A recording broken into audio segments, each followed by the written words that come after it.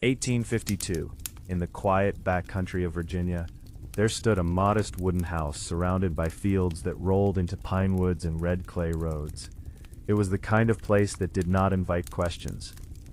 The house leaned slightly with age, its porch sagging under the weight of humid summers and long winters. A hand-pumped well stood a few yards from the door. Chickens scratched in the dirt. Smoke rose faithfully from the chimney each morning. To neighbors passing by in wagons, it was simply another rural homestead surviving in uncertain times. The year itself was heavy with tension. 2 years earlier, Congress had passed the Fugitive Slave Act as part of the Compromise of 1850, hardening the boundaries between freedom and captivity across the nation. In slaveholding states like Virginia, fear was not abstract, it was woven into daily life. Slave patrols rode at night. Free black families carried papers proving their status, yet even those documents could fail them. Suspicion lingered like humidity in the air. On that stretch of land, a family lived quietly. The father was described in later accounts as disciplined, guarded, a man of few words. He kept to himself, traded only when necessary, and discouraged visitors. The mother, pale and reserved, rarely attended church gatherings. If neighbors noticed the absence of children playing in the yard, they assumed tragedy or illness. Childhood mortality was common. Loss did not always demand explanation in those years. But beneath the floorboards of that house, below the worn planks of the kitchen and the cool shadow of a root cellar, there was another world. The chamber had not existed when the house was first built. It was carved slowly, deliberately, by hand. Soil was removed in small quantities at night and scattered across distant edges of the property, so no mound would betray the excavation. Timber supports were cut from nearby woods and hauled discreetly. The entrance was concealed beneath a heavy trapdoor, hidden under stacked barrels of preserved vegetables. To a casual eye, it was storage. To those who knew, it was shelter. 17 children lived there. They were not listed in church baptism logs. They did not appear in county census rolls. No schoolmaster recorded their names. If midwives had attended their births, they did not speak of it later. The silence around them was not accidental. It was cultivated. By day, the chamber remained dim. Thin shafts of light filtered through narrow gaps cut near ground level, disguised from the outside by brush and debris. Air crept in through crude vents. The space was not tall enough for an adult to stand upright. Blankets muffled sound. The children were taught rules before they were taught letters. No crying above a whisper. No sudden thuds. No approaching the trap door unless summoned. Why hide so many lives underground? Some oral histories recorded decades later suggest the mother may have once been enslaved or the daughter of an enslaved woman. If true, her children would have inherited a dangerous ambiguity in a society obsessed with racial hierarchy. The Fugitive Slave Act did not require proof beyond accusation. Free black individuals were kidnapped and sold south on the word of bounty hunters. If these children were born with features that defied easy classification, the family's fear would not have been irrational. Hiding them might have felt like the only barrier between them and chains. Other accounts tell of the father's deepening paranoia. They describe a man convinced that violence was imminent, that neighbors could not be trusted, that patrols would one day knock at his door with warrants and rifles. In a region already trembling under political strain, such fear could grow unchecked. Isolation feeds conviction. Conviction hardens into certainty. The children grew in darkness, but they did not grow in silence. Their mother descended each morning and evening with food, cornbread, beans, salted meat when it was available. She carried water in heavy buckets, careful not to spill. She taught them to read by candlelight from a single worn Bible, tracing letters with calloused fingers. Stories of the sky, of rivers, of seasons changing beyond the earth above their heads, became lessons in imagination.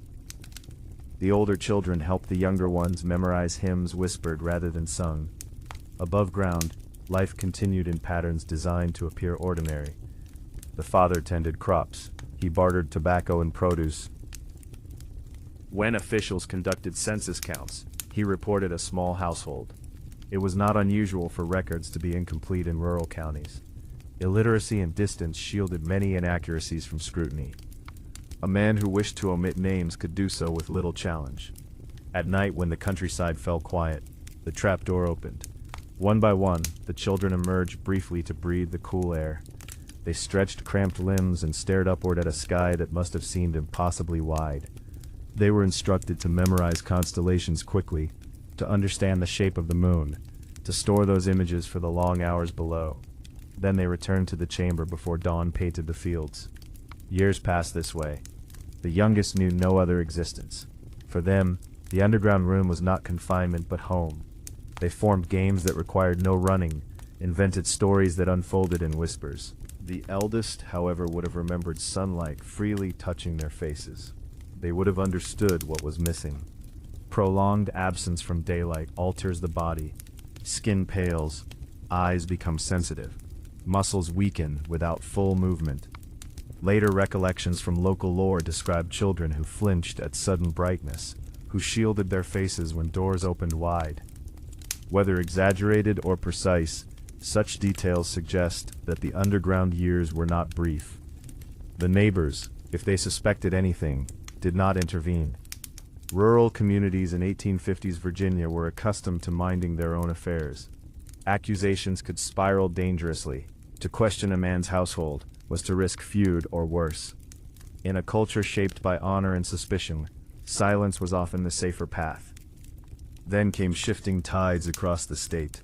Political debates intensified. Secession was whispered in taverns. By the late 1850s, Virginia stood on the edge of transformation. The land itself seemed to anticipate conflict. It is unclear exactly how the hidden children were revealed, or if they were ever dramatically discovered at all. One version of the story claims that the father fell ill and died suddenly, leaving the mother unable to maintain secrecy. Another suggests that one child wandered too far at dusk and was seen by a passing rider. There are no surviving court cases documenting the event, no newspaper articles that can be definitively linked to this family. The absence of formal record complicates certainty. What lingers instead are fragments preserved in county lore, tales of a cellar larger than any root storage space should have been, of boards lifted years later to reveal reinforced beams and compacted earth shaped by long habitation. Early 20th century renovations on rural Virginian properties occasionally uncovered hidden compartments, though none were conclusively tied to 17 children.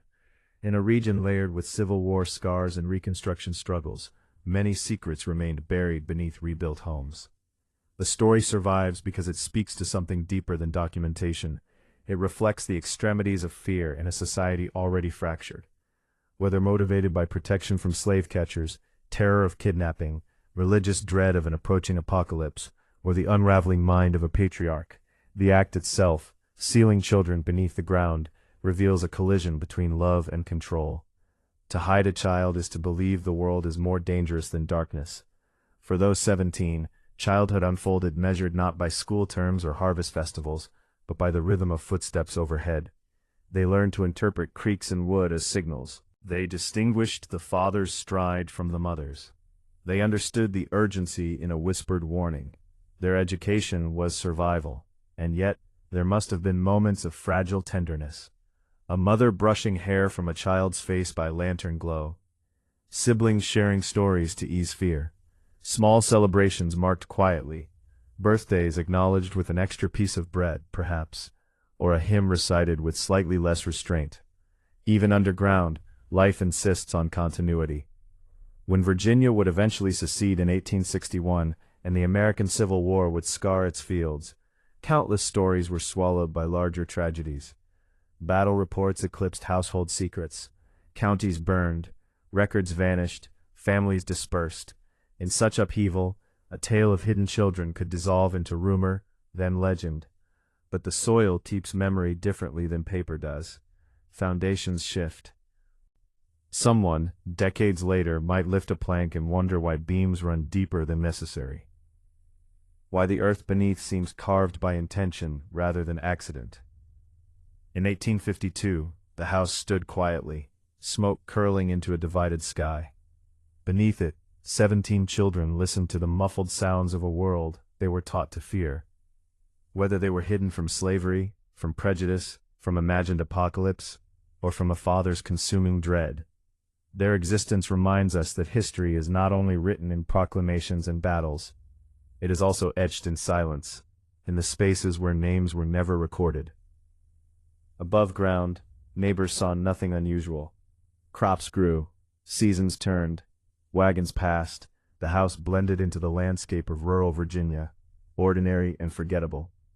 Below ground, childhood waited in the dark, counting the hours until night allowed a glimpse of stars. In rural 19th century Virginia, communities were small enough that a stranger could be recognized from the bend of the road, and familiar enough that people claimed to know one another's business without asking. Church pews filled with the same faces each Sunday. Market days were predictable. Births, deaths, and marriages traveled by word of mouth long before they were scratched into record books. In such places, silence was rarely accidental. It was chosen. And yet, this family lived among neighbors for years, without anyone publicly questioning the absence of children's laughter from their yard. The 1850s were not gentle years. The Compromise of 1850 had temporarily steadied a nation straining at its seams, but the Fugitive Slave Act embedded within it sharpened fear across the South. In Virginia, patrols intensified. Papers proving freedom became shields that could be torn apart by suspicion. Free black families lived under the constant threat of kidnapping. Even white families who harbored abolitionist sympathies risked scrutiny. In such an atmosphere, unusual behavior could be interpreted as defiance or madness. The family in question attended church irregularly. When they did appear, they sat near the back, departing quickly once the final hymn faded. The father offered few words to fellow congregants. The mother avoided extended conversation. If someone asked about children, the answers were brief: illness, loss, private matters. In an era when child mortality was heartbreakingly common, such explanations did not immediately invite doubt. Graves dotted churchyards with small markers. Mourning was an expected rhythm of life. Census records from the early 1850s in parts of Virginia are inconsistent, particularly in rural counties where enumerators traveled on horseback and relied on verbal reporting. Families sometimes omitted members, whether from oversight, illiteracy, or deliberate concealment. A household could shrink on paper without drawing immediate alarm.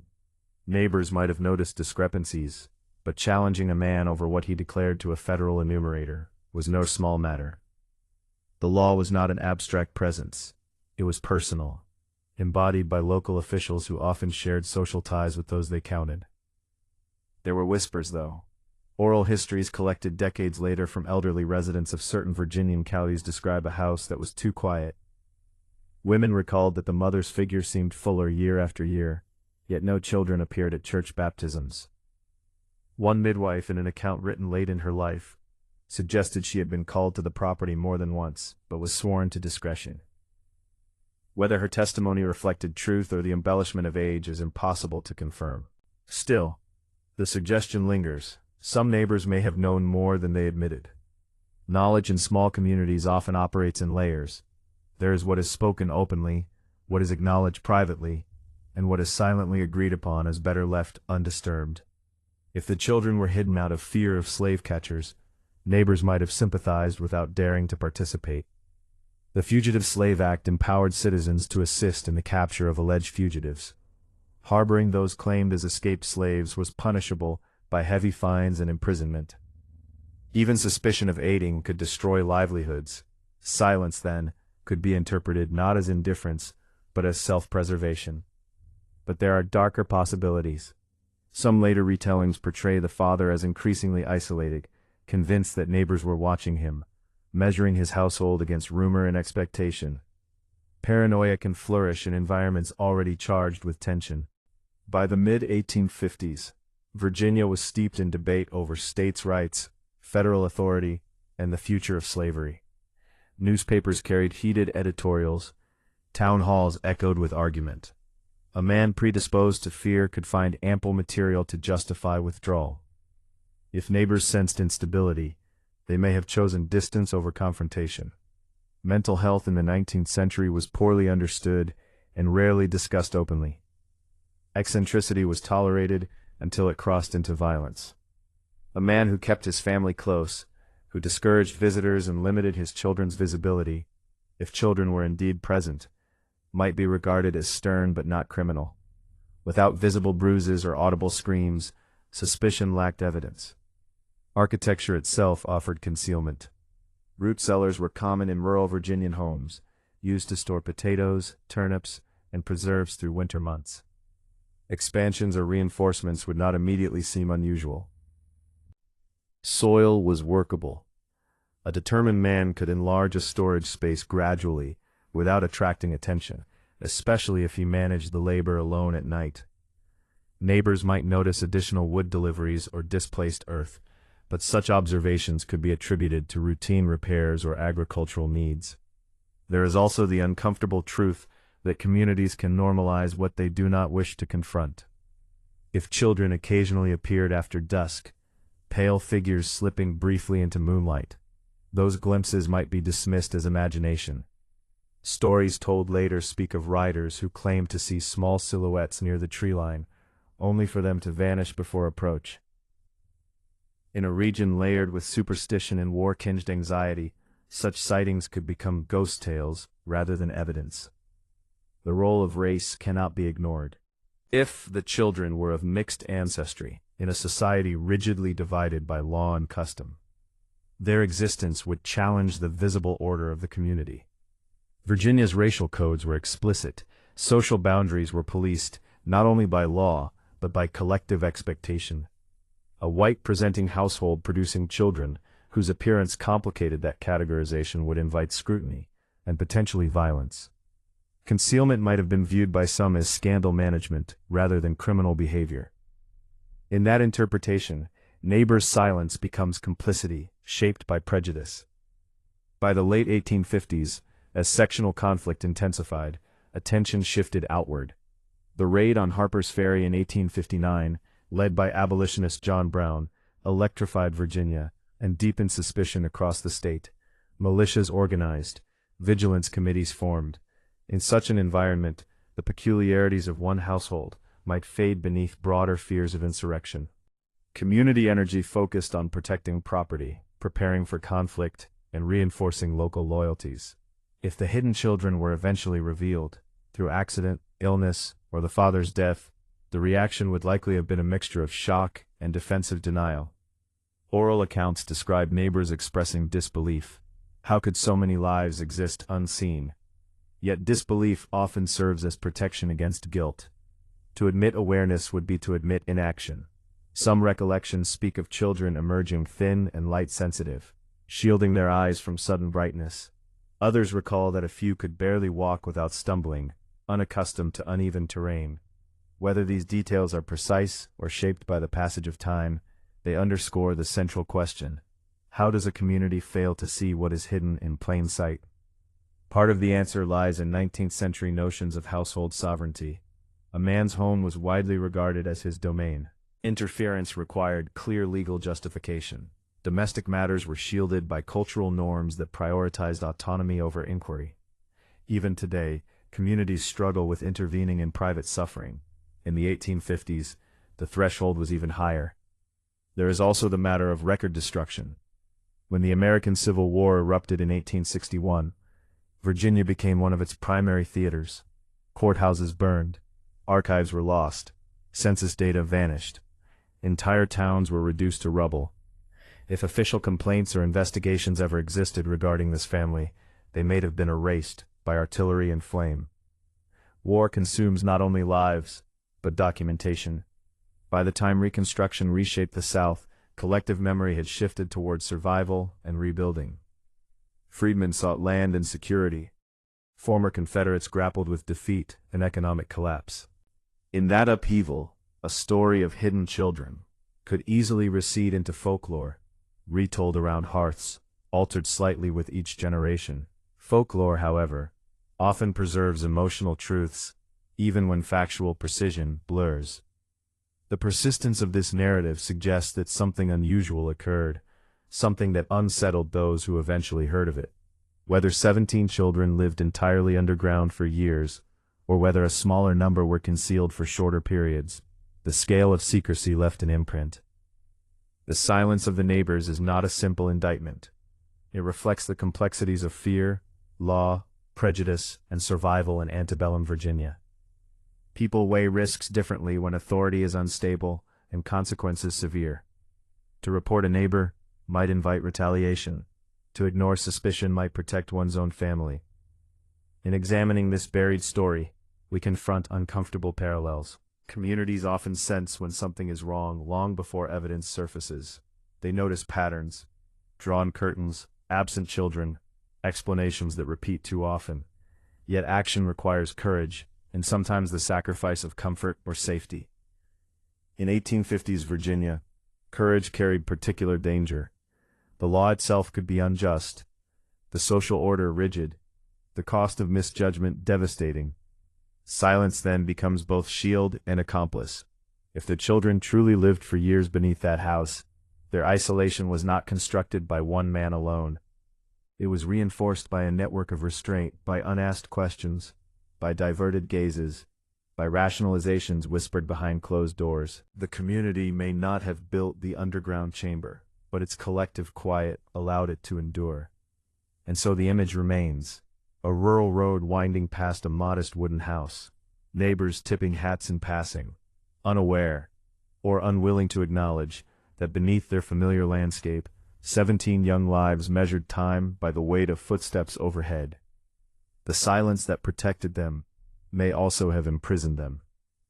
History rarely offers simple villains or innocent bystanders. More often, it reveals the fragile line between knowing and acting. In the stillness of that Virginian countryside, the line held. History has a way of preserving the loudest moments, the speeches that echo across marble halls, the battles that redraw borders, the names etched into monuments. It remembers presidents and generals, declarations and surrenders. But it rarely pauses for children who lived in darkness, whose footsteps never pressed into public roads, whose names were never inked into ledgers. If the story of those 17 hidden lives is true, they existed in the narrow space between recorded history and deliberate forgetting. By the time the 1850s gave way to open conflict, Virginia stood at the epicenter of a nation unraveling. Political arguments had hardened into threats. Communities that once exchanged goods now exchanged suspicion. When war finally erupted in 1861, it did not arrive quietly. The soil of Virginia shook beneath artillery. Farms were seized. Homes were converted into field hospitals. Entire counties were stripped of fences, crops, and certainty. In such chaos, smaller stories were swallowed whole. If the children emerged before the war, they would have stepped into a world already bracing for rupture. If they remained hidden until after the father's death, their transition into open air may have coincided with the roar of marching regiments. Imagine eyes long accustomed to filtered light, suddenly confronted not only by sunlight, but by columns of soldiers passing down nearby roads. Drums, horses, shouted commands, smoke. To be born underground is to inherit a different sense of scale. Ceilings are low, walls are close, sound is controlled. Above ground, the sky stretches without boundary. Wind moves unpredictably. Human voices rise and clash. For children raised in confinement, freedom itself can feel like exposure. Local lore suggests that when the hidden chamber was finally abandoned, those who saw the children struggled to reconcile their existence with memory. Some described them as fragile, others as eerily composed. A few accounts claim the older ones spoke with surprising clarity, as if they had rehearsed conversations in anticipation of this moment.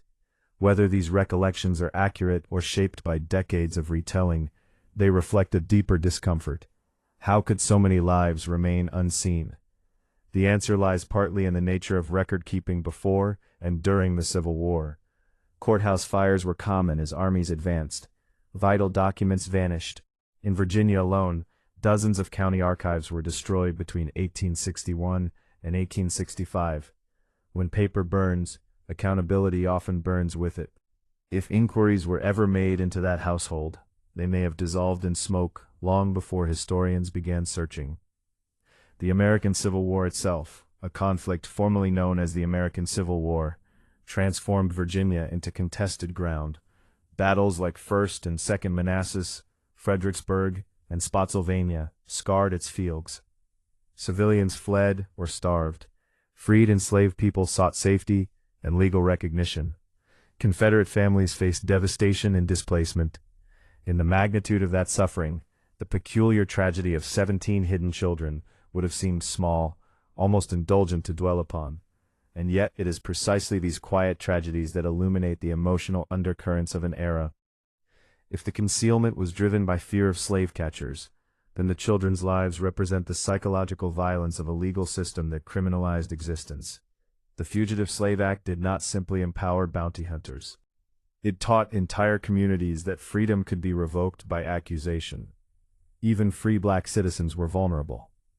In such an atmosphere, hiding one's children might have seemed like the only reliable defense. The underground chamber, in this interpretation, was not merely a prison, but a shield, deeply flawed, but born of desperation. If instead, the father's fear stemmed from religious extremism or paranoia, the story shifts. The mid-19th century was fertile ground for apocalyptic preaching and revivalist fervor. Some itinerant ministers warned of divine judgment, of societal corruption beyond redemption. A man already distrustful could absorb these warnings as confirmation of impending doom. Protecting his children might have evolved into controlling them, then confining them, until protection and imprisonment became indistinguishable. There is a fragile line between safeguarding and isolating. Crossed gradually, it can be mistaken for devotion. The children themselves would have developed identities shaped by absence. Without peers, their understanding of society would come filtered through their parents' explanations. Without open landscapes, their sense of possibility would be bounded by earthen walls. Psychologically prolonged confinement alters perception. Time can feel elastic. Small events become monumental. A candle burning lower than usual can signal urgency. Footsteps overhead can dictate mood. When they finally encountered broader society, whether as adolescents or adults, integration would not have been simple. Post-war Virginia was not gentle terrain. Reconstruction brought military oversight, political upheaval, and violent resistance. Formerly enslaved families struggled to establish schools and livelihoods. White families wrestled with defeat and economic ruin. Into this environment stepped individuals who had lived years outside public existence. What names did they claim? Were they recorded in late census documents under altered birth years? Did they disperse, marrying into families who never fully understood their upbringing? Or did some remain near the land that had hidden them, unable to detach from the only home they had known? Folklore suggests that at least a few left Virginia entirely, seeking anonymity in states less saturated with memory. If so, their story would have fragmented further, becoming private history rather than communal legend. Trauma often travels silently through generations, reshaping behavior without explicit explanation. Descendants might have inherited caution, distrust of authority, or an instinct toward secrecy without knowing its origin. The physical chamber itself, if it survived the war, would have stood as mute evidence. Perhaps it was dismantled deliberately, boards burned to erase the reminder. Perhaps it collapsed gradually, reclaimed by soil and roots. Land forgets differently than people do. It absorbs, it settles, it conceals. By the late 19th and early 20th centuries, as historians began codifying Civil War narratives, emphasis fell on strategy and statesmanship. Personal domestic mysteries rarely made the cut. County histories favored heroic accounts and economic development over uncomfortable introspection. The tale of hidden children lingered at the margins, told in lowered voices, framed as cautionary legend. But legends endure because they carry emotional truth. Even if the number 17 was exaggerated over time, even if years underground were fewer than remembered, the core remains haunting. Children existed in deliberate darkness while life unfolded above them. That tension between concealment and continuity is what anchors the story. It forces a question that history often avoids. How many lives unfold outside official awareness? How many stories vanish because they do not align with dominant narratives? In the decades after the Civil War, Virginia rebuilt itself through myth as much as masonry. Monuments rose, Speeches reframed loss as valor. The loss-cause narrative softened defeat into romantic memory. Within that cultural reshaping, stories that complicated communal identity, stories of fear-driven isolation, of racial ambiguity, of private extremism, found little space. And yet beneath polished narratives, quieter truths persist. If those 17 children survived into adulthood, they would have carried dual inheritances, the darkness that shaped them and the sunlight that eventually claimed them. Their existence challenges the notion that history's violence is always public. Sometimes it unfolds in whispers and choices made within one household, shielded by the very community that prides itself on vigilance. The absence of documentation does not equal absence of suffering. Paper can be destroyed, oral accounts can fade, but emotional residue lingers in place. Rural landscapes often hold more stories than archives reveal. In imagining the final years of that house, perhaps abandoned, perhaps rebuilt, one cannot ignore the symbolism. Floorboards once lifted nightly to admit air, a trapdoor once sealed with careful precision, children once counting heartbeats in the dark. Over time, dust settled where whispers once echoed. The chamber may have filled with debris, then silence. No monument marks the spot. No plaque lists their names. There is no preserved foundation drawing tourists. Instead, there is open land, indistinguishable from countless other Virginian fields. Cattle may graze where fear once dictated breath. Crops may rise where secrecy once thrived. But memory, even fragmented, resists erasure. The story endures not because it was documented meticulously, but because it unsettles. It disrupts comfortable narratives about neighborly vigilance and moral certainty. It suggests that entire lives can be hidden when fear outweighs trust, when law amplifies danger, when communities choose quiet over confrontation. In the grand sweep of the American Civil War and its aftermath, 17 children seem small. Yet history is not measured solely by scale. It is measured by impact, by the intimate reshaping of human lives. Those children, whether fully historical or partially mythologized, represent the private cost of public tension. They remind us that beneath celebrated events lie buried rooms of experience. And sometimes when history goes silent, it is not because nothing happened. It is because what happened was too complicated, too painful, or too shameful to preserve in ink.